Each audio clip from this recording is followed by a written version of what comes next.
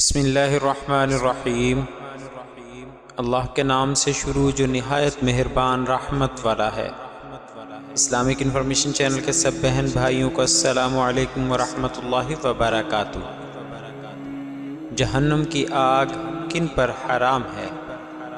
رسول اللہ صلی اللہ علیہ وآلہ وسلم نے فرمایا، کیا میں تمہیں ایسے لوگوں کی خبر نہ دوں جو جہنم کی آگ پر یا جہنم کی آگ ان پر حرام ہے۔